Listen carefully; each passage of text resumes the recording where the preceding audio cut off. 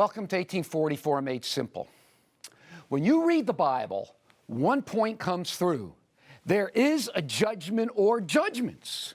We find it over and over again in Scripture. Just look at these few texts and you tell me whether or not they talk about some kind of judgment, end-time judgment or judgments, a judgment by works as well.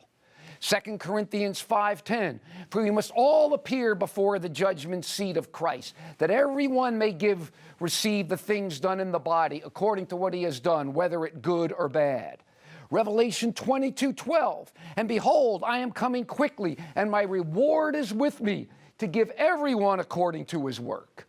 1 Peter 4:17, for the time has come for judgment to begin at the house of God.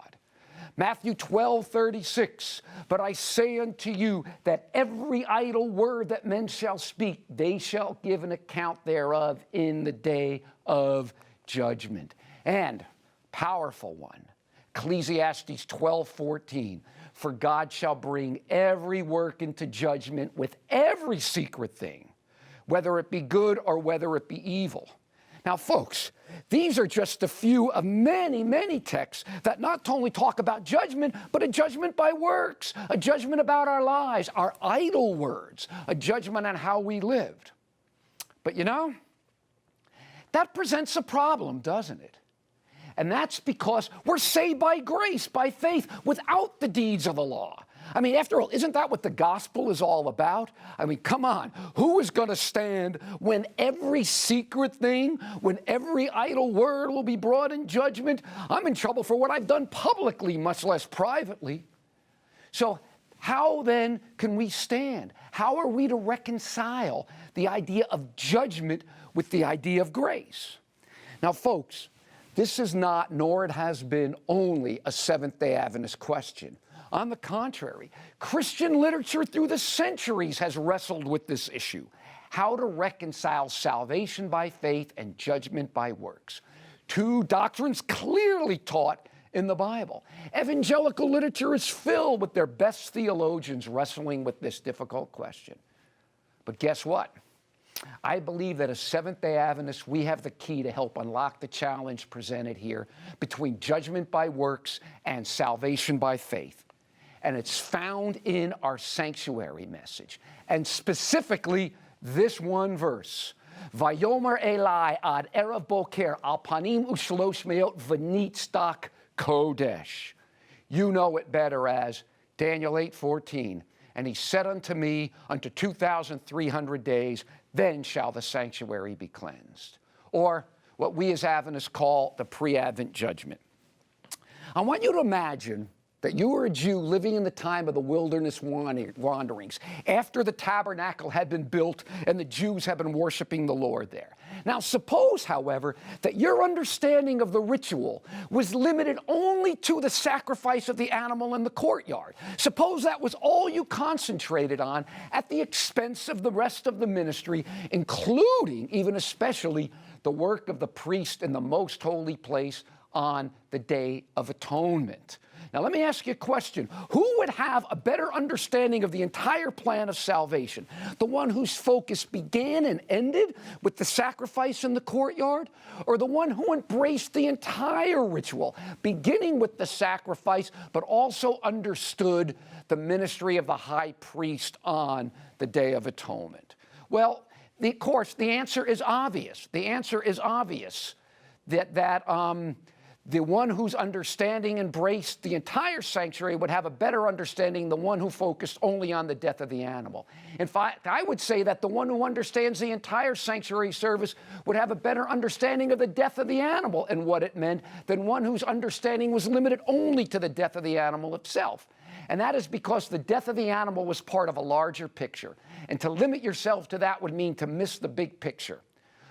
Suppose, like, for example, you had a 10-chapter murder mystery, and you read only the first chapter, the one that the murder takes place. But that's all you read. You don't read the rest of the book where the murder is solved. If your focus is only on the first chapter, are you not going to have a limited understanding of even the first chapter and what it means, as would somebody who read the whole book? Of course. So in the same way, those whose focus is on the cross alone without understanding Christ's high priestly ministry that follows, will not have as good as an understanding of the cross and what it means as would those who have studied Christ's high priestly ministry as well, which follow the cross.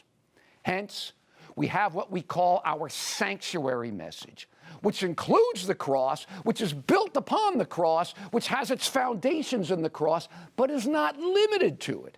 I mean, after all, what do you do with the good portion of the book of Hebrews, which has as its main point Christ's high priestly ministry in the heavenly sanctuary? Now, think about this too. Was the death of the animal in the sanctuary service in any way in tension or in contradiction with the work of the high priest on the Day of Atonement? Was there any kind of tension, any contradiction between them? Of course not. They were two parts of the same whole. Now, if you think there's a tension, if you think there's a contradiction, then you either don't understand the death of the animal, or you don't understand the ministry of the Day of Atonement, or you don't understand both. Okay? Think about Christ's death on the cross now. Now, think about Christ's death on the cross and his high priestly ministry. These are not in tension or in contradiction with each other, are they? Of course not. If your understanding of the cross, symbolized by the death of the animal, is in any way in tension or in contradiction to the pre-Advent judgment symbolized by the high priest, by the work of the high priest on the Day of Atonement, if you've got the cross and your understanding of Christ's high priestly ministry, if they're in tension, then you either don't understand the cross, or you don't understand Christ's high priestly ministry, or you don't understand both, because they are two parts of a whole. They are in harmony with each other. Look at this text, Hebrews 8, 1 and 2. Now, this is the main points which we are saying. We have such a high priest who is set on the right hand of the throne of the majesty in heavens, a minister of the sanctuary and of the true tabernacle, which the Lord erected and not man.